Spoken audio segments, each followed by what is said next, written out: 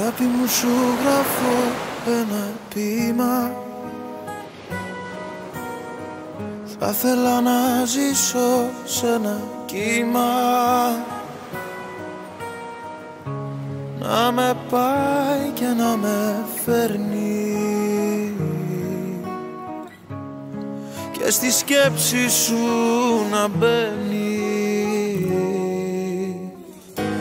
να γλιστράω στα μαλλιά σου, στο λαιμό σου να κρύφτω, να μεθάω με τα αρώμα σου, να χορεύω στο κενό.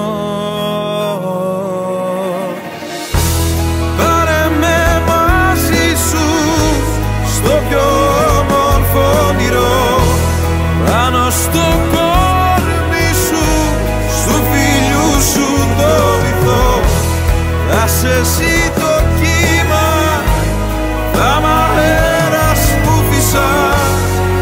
Σου υπόσχομαι ταξίδια, ασημένια και χρυσά.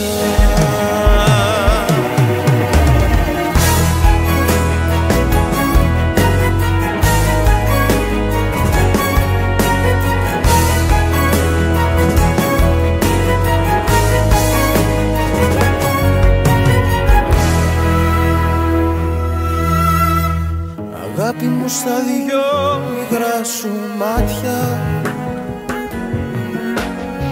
ανοίγονται θλιμμένα μονοπάτια. Μες στη θλίψη θα βαδίσω τις πληγές σου για να κλείσω.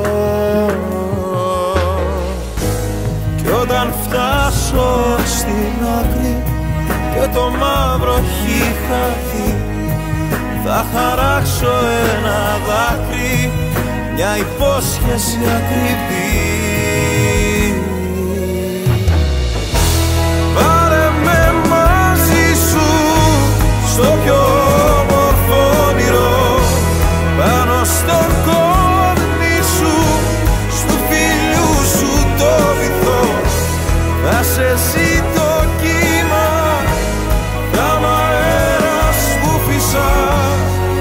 Σου υπόσχομαι ταξίδια, ασημένια